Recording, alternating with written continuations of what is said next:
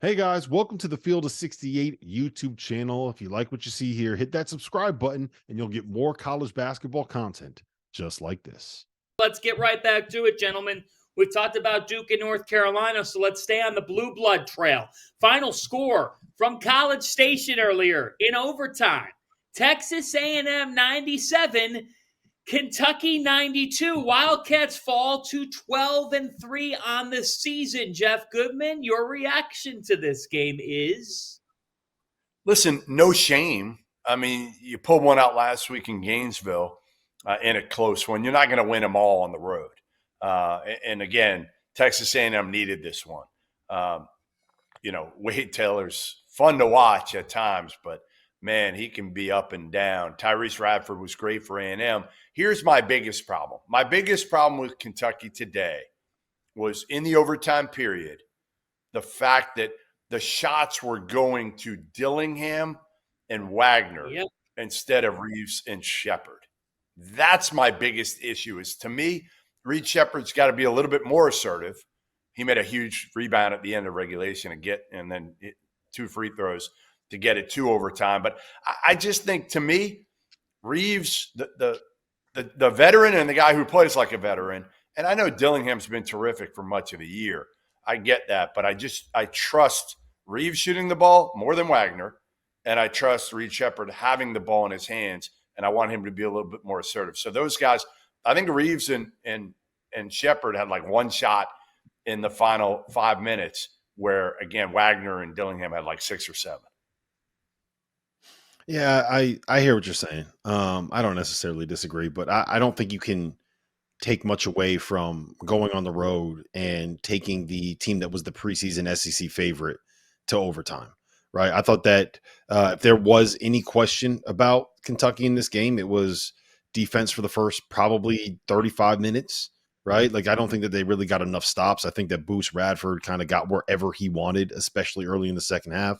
I thought that Wade Taylor put on a show in the second half, and sometimes with a guy like that, when he gets cooking, there's really not all that much you can do. You just got to kind of hope that he misses the shots and make him as difficult as possible. But, it was, to me, we kind of saw what happens when Ogana and Yeso, when he gets going. Like, I think that being able to get him in there, 10 boards, a couple on the offensive end, I think he had 5 blocks.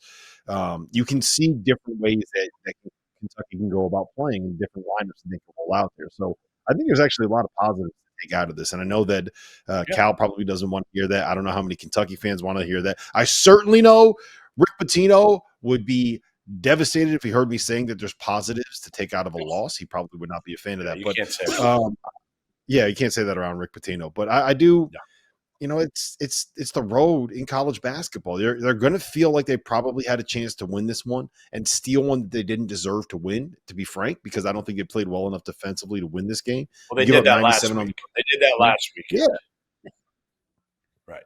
You're not going to steal them all on the road. I mean, no, and the biggest thing to me is, like, just to put a ball in it, just you got to be able to guard better, right? I'm not saying they have to hold teams to 55 points, but in the first half, Texas A&M got pretty much whatever they wanted, whenever they wanted. And when you are Kentucky and you can score, sometimes you kind of feel like, okay, if they get this one, I'll go get it back, right? I feel like they need to take a little bit more ownership on the defensive end of the floor. But, I mean, there's freshmen out there, man. It's the first time they're playing road games in the SEC. It is what it is. They started 4 freshmen, right? It is what it is.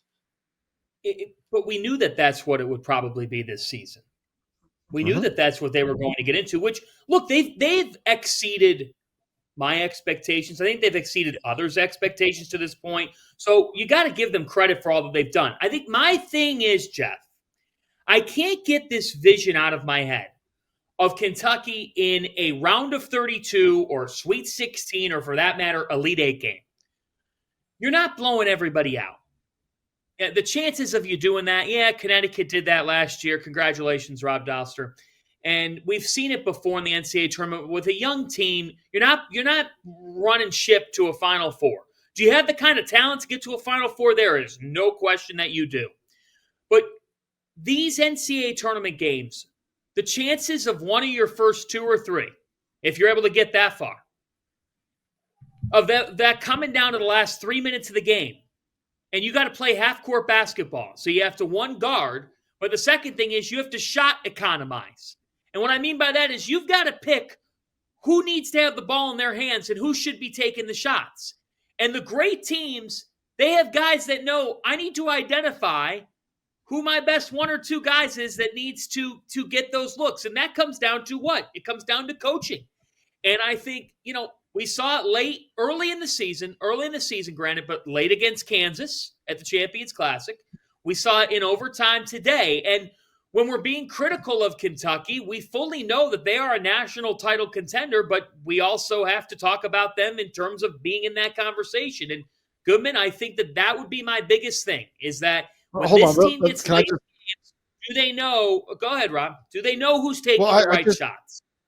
Yeah, and I look, I get that point, guys, but my response would be is that they have 4 guards on the floor who on any given night could be the best player on the court, right? Like, we could sit here and we could say Reed Shepherd needs to get more shots down the stretch and Antonio Reeves needs to get more shots down the stretch. Well, the only reason that game was in overtime was because Robert Dillingham hit 3 straight threes in like 2 minutes down the stretch of regulation. So, like, I get what you're saying, but it's also the reason why Kentucky is as good as they are is because Reeves had 22 points. Reeves had 22 points in this game. He's your veteran. He's been your best overall player this year. No, I get it, right? And you got to run more stuff from him. And I thought that they tried to, and that A&M actually defended it fairly well down the stretch. But my counter to that would be Robert Dillingham was like 3 for. Yeah, Robert Dillingham was 3 for 9 at the end and then hit 3 straight threes. Like, the value of having those dudes is that they are too young to realize the moment that they're in, right? They don't realize you shouldn't be winning games. Robert Dillingham probably has no idea that what he did was ridiculous tonight. He's just like, yeah, I was out there hooping, right? You're a freshman on the road, hit 3 straight threes down the stretch. One was a logo 3. So, like, I trust me, I hear what you're saying, but I also think that the threat of Kentucky and what makes them so dangerous is they have 4 guys in their backcourt that on any given possession can beat you. So sometimes, yes, you got to run stuff for your veterans, but also, like, you got to sometimes let those freshmen cook too. I think that it's that the balance is there. And I don't think that a game where you lose on the road to a preseason top 15 team is necessarily the place where you can put a flag in the ground and say, this is what they're, you know what I mean? Like, they took the L. It is what it is. They're not going to win them all like that. And they were also losing some of those 50-50 balls down the stretch. I mean, that was part of it. Reed Shepherd got one at the end. But a lot of those, Texas A&M was way more active on the offensive glass. They were getting a bunch of second chance opportunities. Kentucky also got a lot of 50-50 calls. They did get a couple of them, which was a little surprising in College Station. Got a couple good ones late. But Goodman, you're right on. Like, I had to give this on the defensive end because Kentucky's outside the top 50 in KenPom in defensive efficiency. They have room to grow on that end of the floor. Well, here's the other thing, guys. Aaron Bradshaw was not on the court all game because he was in foul trouble right out of the gate. So I think, again, we forget that Aaron Bradshaw missed all preseason and the beginning of the year, and they're trying to kind of integrate him in. And Cal knows nobody's been more up and down than Aaron Bradshaw, and rightfully so, because, again, he missed so much time. That's going to be the key for me. The key for me is going to be Aaron Bradshaw because, again, like you said, Rob, they've got 4 guards that can all cook. And you got to figure out which 3 you're going to play at certain times. One might be off. They might play together. I mean, again, I don't think you can take Shepherd, Reeves, or Dillingham off the court at the end of the game. I think you got to have those 3. And DJ Wagner can be terrific at times driving downhill. But if I'm opposing teams, I'm just saying, like, let it fly from deep. Honestly, I'm sagging off him and daring him to shoot the ball from deep. But Bradshaw is the key for me because if he comes along, he fits in so well with those guards. But again, he's been super inconsistent and for good reason. Thank you for watching the Field of 68. If you've enjoyed what you've seen here, hit that like button, share this link with your friends, or check out the description for some other places that you can consume Field of 68 content.